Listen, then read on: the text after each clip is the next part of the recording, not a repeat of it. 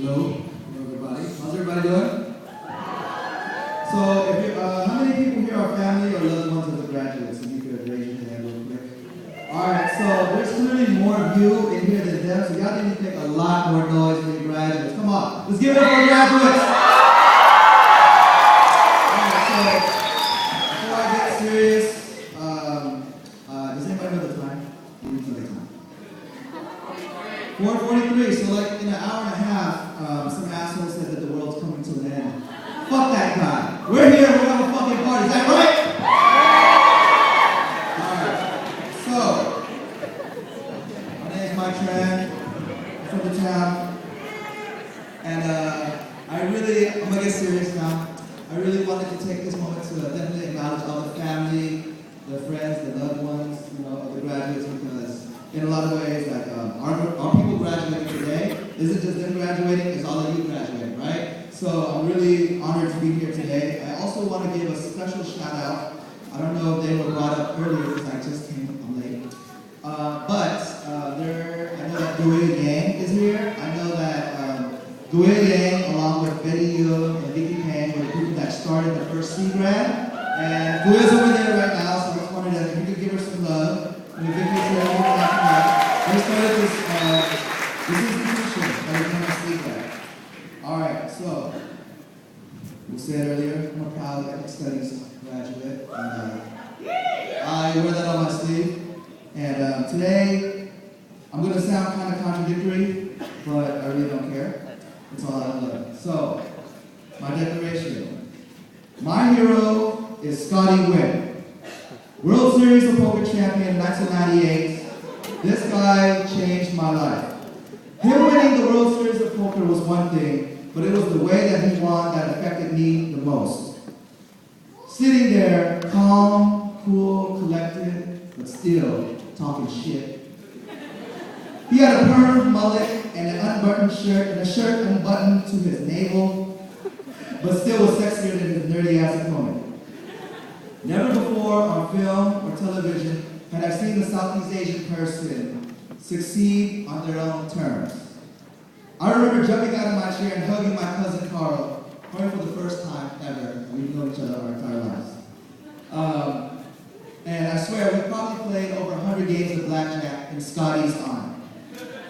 Even got to the point where I wanted to become a professional gambler myself. But as you can see me here today, not dressed up, that didn't work out too well, and college became my best bet.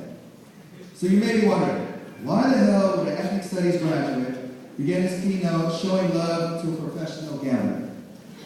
Well, it's because we, as Southeast Asian folks, due to war and the greed of the United States and other folks, we know all too well about having to gamble and risk everything.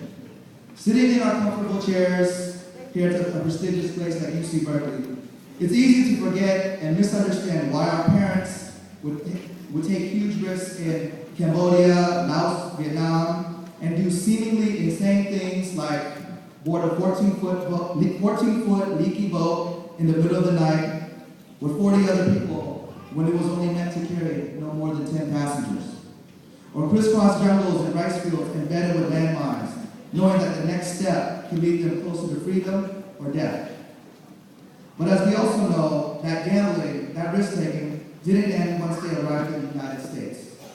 To earn a living, they still had to risk their lives, often working 7 days a week in Alaskan canneries, Central Valley farms, poorly ventilated nail salons, liquor stores, as custodians, as newspaper deliverers in the middle of the night, early morning, and pulling 24-hour shifts in donut shops in places such as Richmond, Oakland, Sacramento, Stockton, the Bronx, the Tenderloin, our new homes. However, despite our parents' struggles and honest efforts, we too learned to gamble and take risks as well. From our comfortable chairs here at UC Berkeley, it's also easy to forget that it was our generation that risked our health fighting bigger opponents for respect and the right to live in our own neighborhoods. We risked our freedom by selling drugs and some our bodies to help pay the rent. We also risked our lives working the same low-paying and dangerous jobs that our parents worked so that our younger siblings could end this vicious cycle. And now, here we are. For some, we are the first to attend and graduate college. We now hold a position of privilege that holds great responsibility. That being said, I'm sure it makes no sense for me to say that our time of taking risks and gambling are not over. If our parents came here for a better life and our heroes fought for our freedom, then it is clear to see that we've got a lot of work and a lot of risks to take. If we truly want a better world, then instead of gambling on the Raiders or Lakers, let's take a risk on attending our sons' basketball teams or our daughters' volleyball games. Instead of gambling on the stock market, let's take a risk on fighting for quality education for all of our children. However, being that there are a lot of Vietnamese people here, not Vietnamese, speaking Vietnamese. However, it is not enough for the Vietnamese community to be satisfied with the success of only Vietnamese children. We too also have to be concerned about our Mien, Khmer, Hmong, Cambodian, Rasa, and Black brothers and sisters as well. We all come from the same hood and everything, and we have everything to gang together. Instead of gambling more money on military and war, let's take a risk on building our families and friends. Ooh, I lost my place. Okay, family and friends, by learning more about each other, acknowledging our differences, and celebrating our commonalities. Instead of risking it all on hatred and fear, let's take a chance on the well-being of our entire community so that my son can love and marry your son. Your daughter can love and marry my daughter. Instead of gambling on the hopes that the Democrats and Republicans coming to save us, which they claimed to do before, let's go all in on our future leaders from our own communities. Leaders such as Lisa Pham, Anna Bach, Pon Chantanasak, Surya Chantanasak, Vincent Se Pon, Smar Se Chow, Hugh Win, Lei Win, Arthur Savangsi, just to name a few. Let's take a chance on ourselves.